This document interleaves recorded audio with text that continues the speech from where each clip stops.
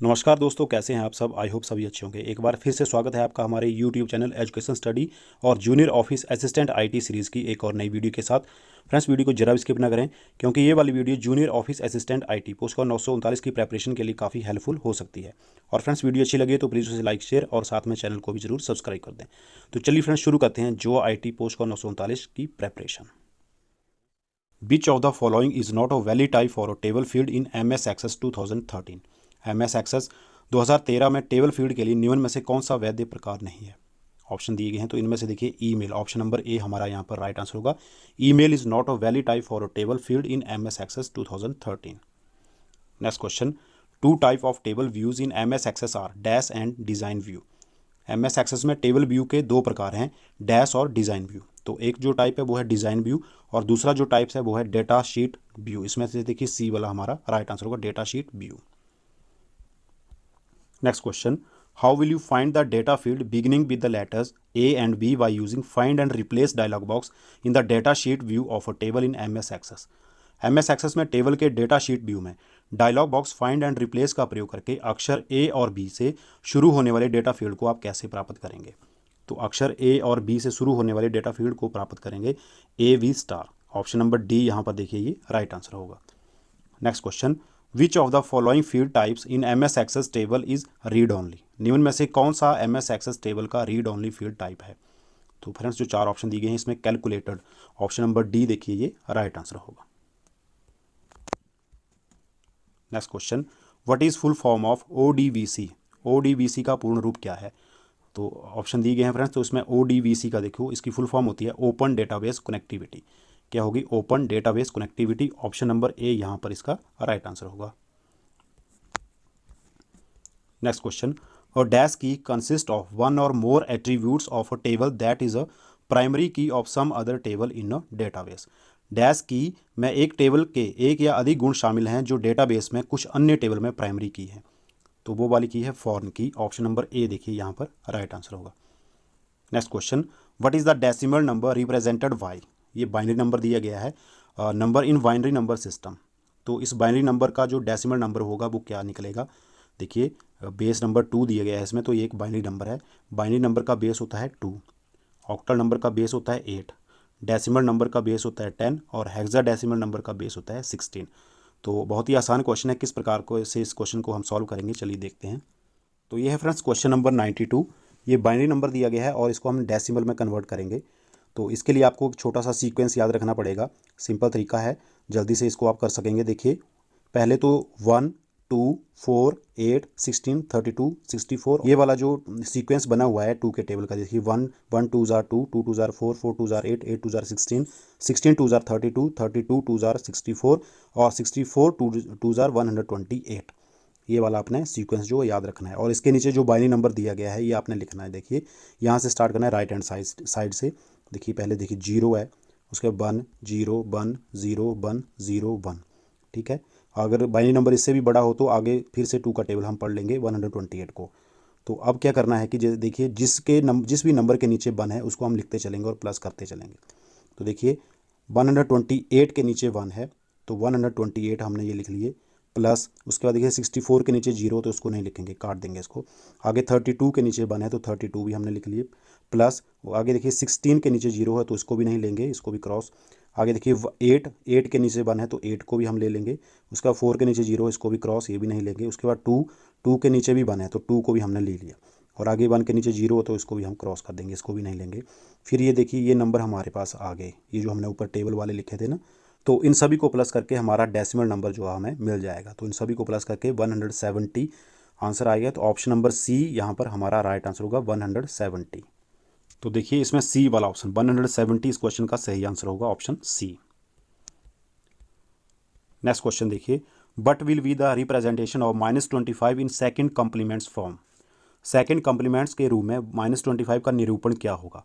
देखिए इसमें -25 का सेकंड कॉम्प्लीमेंट्स निकालना है, तो इसको भी किस तरह से निकालेंगे चलिए देखते हैं।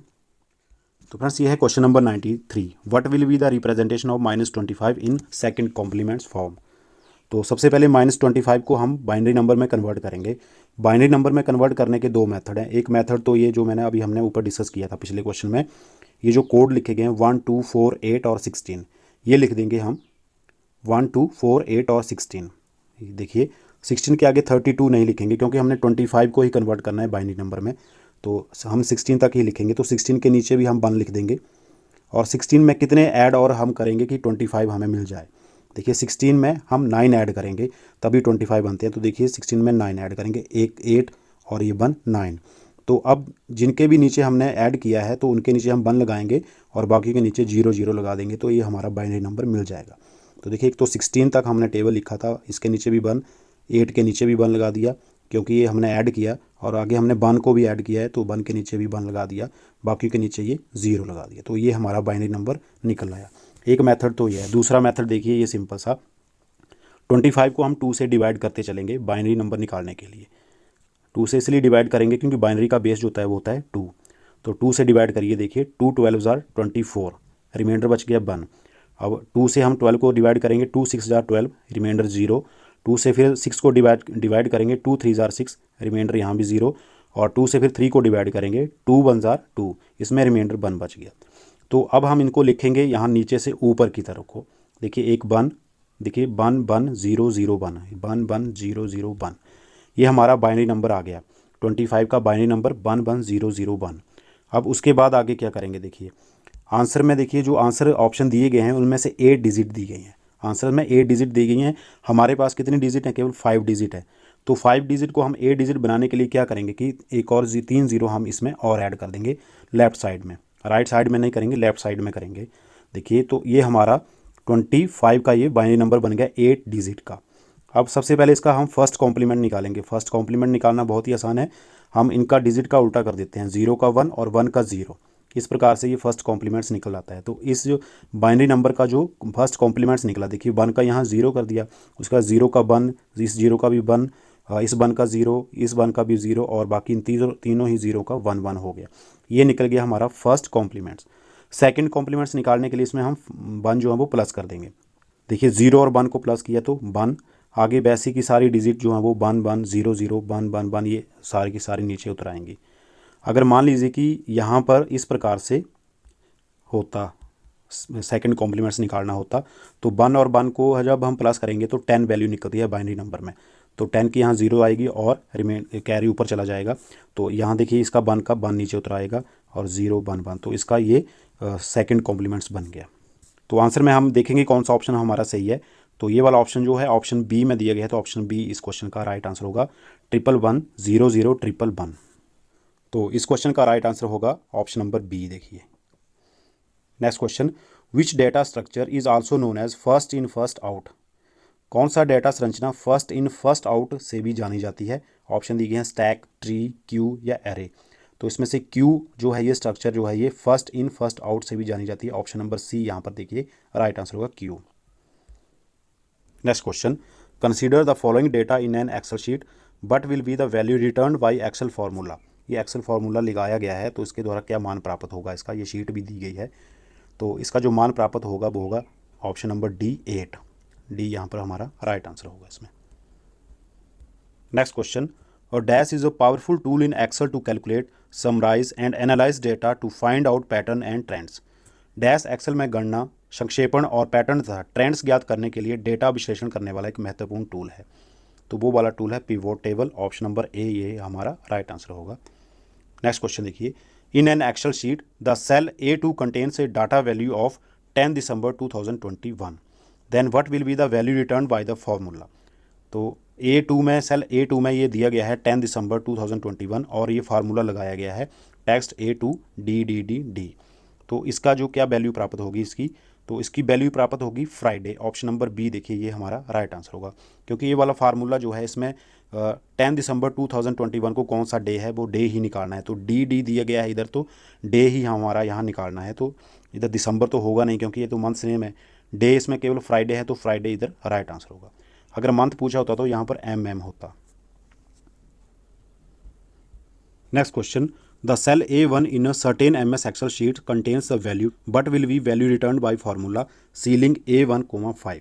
MS Excel शीट में सेल A1 में वैल्यू 212 है, फार्मूला ये जो लगाया है सीलिंग A1, 5 से क्या मान प्राप्त होगा। फ्रेंड्स MS Excel में जब सीलिंग का फार्मूला लगता है तो उसमें जो वैल्यू दी गई है, जैसे यहाँ पर 212 वैल्यू दी गई है, 212 वैल्यू दी गई है, तो इसमें हम नियर बाई निकालते हैं। नियर बाई मतलब उससे अगले वाली संख्या निकालेंगे, जो कि अब इसमें देखिए 5 नंबर भी दिया गया है, तो जो कि 5 से भी पूरी पूरी डिवाइड हो जाए, इसका मतलब ये है। तो इसमें देखिए 212 से अगले वाला कौन नंबर होगा जो 5 से भी पूरा पूरा डिवाइड हो जाएगा, नियर बाई कौन सा नंबर है। देखिए ये तो सारे पिछले नंबर हैं, तो लेंगे नहीं हम, तो इसमें एक ही नंबर है डी, ऑप्शन डी 215। देखिए 215, अगर इसको हम 5 से डिवाइड कर दें तो ये 5 से ये पूरा पूरा डिवाइड हो जाएगा। 5 4 ज़ार 20, 15 और 5 3 ज़ार 15, तो 43 से ये कंप्लीट डिवाइड हो रहा है। तो इसमें हमारा जो ऑप्शन होगा वो होगा ऑप्शन नंबर डी, ये राइट आंसर होगा 215। और इसी प्रकार अगर फ्लोर वाला यहाँ फार्मूला लगा होता, फ्लोर वाला, तो फ्लोर वाला तो हम पिछली वैल्यू लेते 212 की, पिछली वाली वैल्यू नियर वाई, तो 212 की पिछली वैल्यू नियर वाई है 210। 210 भी देखिए 5 से कंप्लीट डिवाइड हो जाएंगे ये, क्योंकि बीच में नंबर वैल्यू 5 भी दी हुई है, तो 5 से भी ये डिवाइड होने चाहिए पूरे पूरे। 5 4 ज़ार 20, 10, 5 2 ज़ार 10, तो देखिए 42 से भी ये पूरे पूरे डिवाइड हो रहे हैं। ये होता है फ्लोर वाला फार्मूला यहाँ पर MS एक्सेल में। Next question, what will be the value return by MS Excel formula base 212,2,8।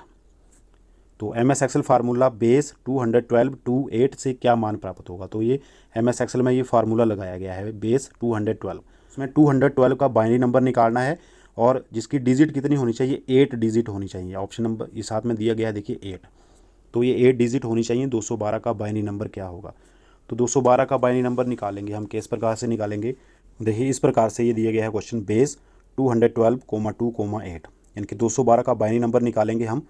Binary number क्यों निकालेंगे, क्योंकि ये 2 दिए गए हैं, तो बाइनरी का बेस होता है 2 और 8 का मतलब है कि डिजिट 8 होनी चाहिए उसकी। तो देखिए इसमें से 212 को किस प्रकार बाइनरी में कन्वर्ट करेंगे, डिवाइड करते चलिए 2 से, 2 1 ज़ार 2, आगे 2 0 और 0 और बने 12, 2 6 ज़ार 12, पूरे पूरे डिवाइड हो गए, रिमाइंडर 0 बचा। आगे 106 को डिवाइड करेंगे 2 से, 2 5 ज़ार 10 और 2 3 ज़ार 6, ये भी पूरे डिवाइड हुए, रिमाइंडर 0। आगे 53 को डिवाइड करेंगे फिर से 2 से, 2 2 ज़ार 4 और यहाँ बचे 13 बने, 2 6 ज़ार 12, रिमाइंडर बचा 1।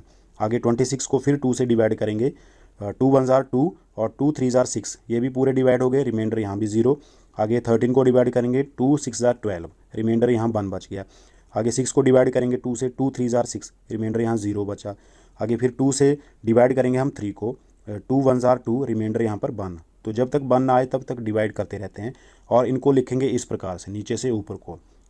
देखिए कितने 1 हो गए, 1 1 0 1 0 1 0 0, तो ये आ गया हमारा नंबर 1 1 0 1 0 1 0 0, ये बाइनरी नंबर बन गया हमारा। तो ऑप्शन नंबर डी इस क्वेश्चन का जो है वो राइट आंसर होगा। तो इसमें देखिए ऑप्शन नंबर डी इसका, ये देखिए ये राइट आंसर होगा 1 1 0 1 0 1 0 0, ऑप्शन नंबर डी इसका राइट आंसर होगा। Next question, what will be the value return by MS Excel formula convert 102 inch in feet.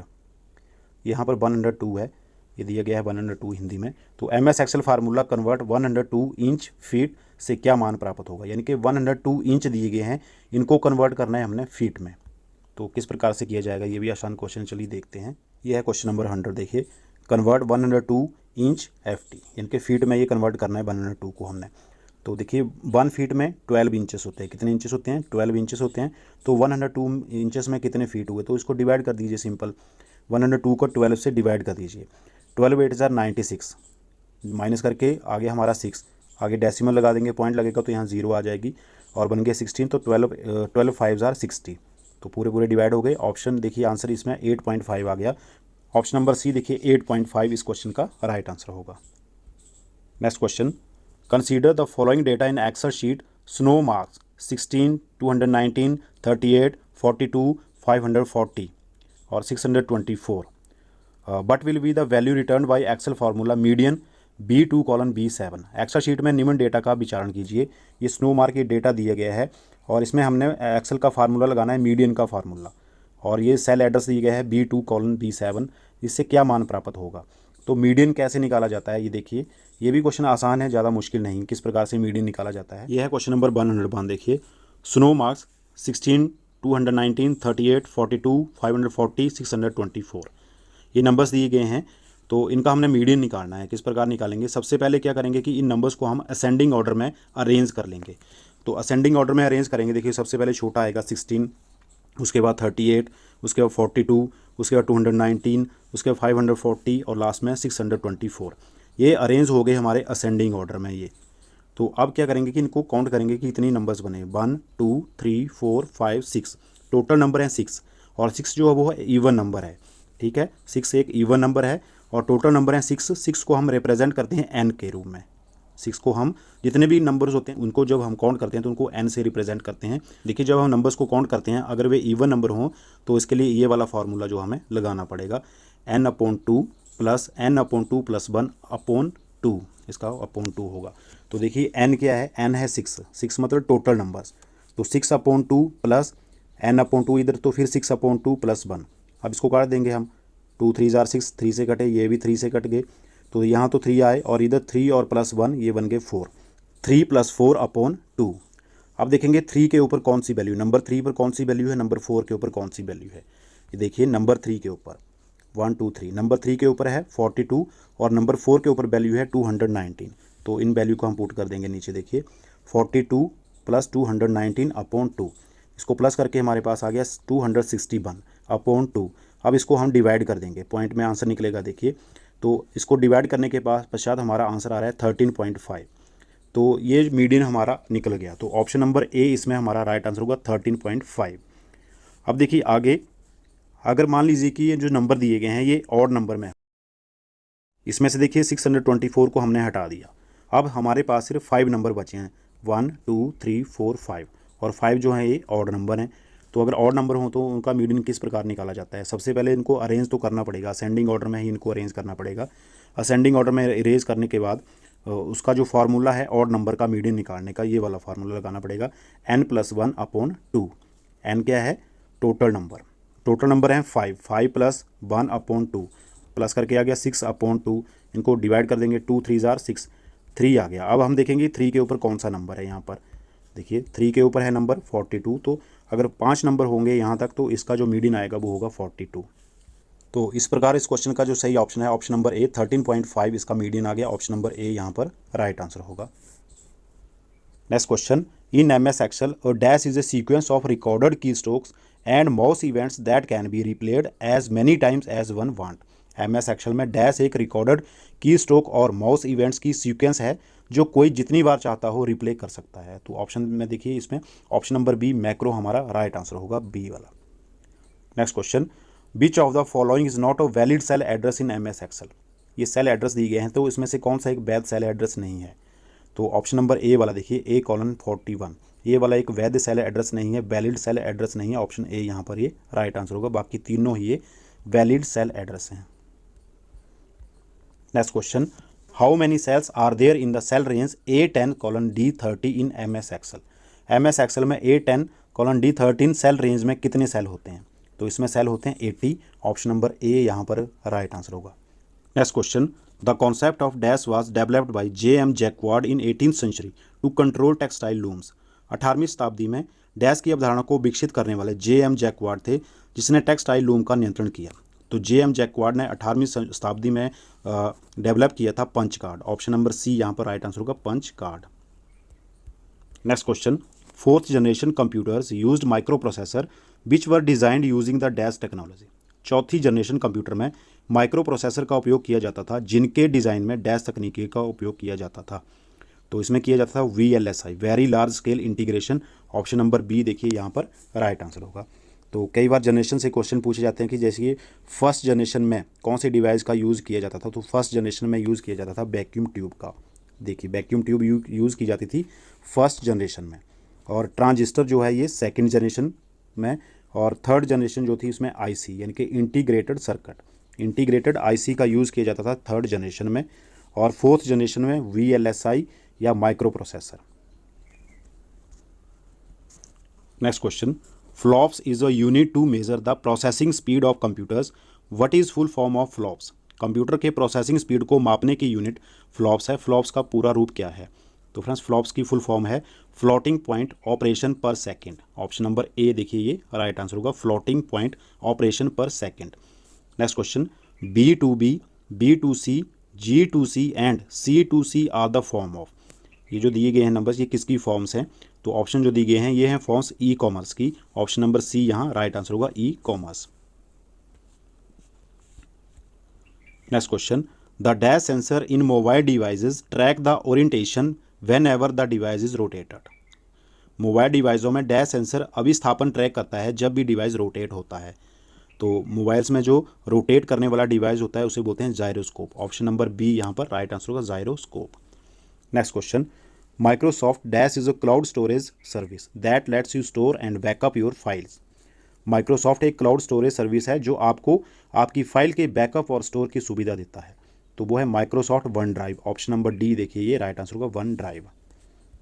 Next question, in mobile phone system a geographic region is divided up into dash to implement the concept of frequency reuse.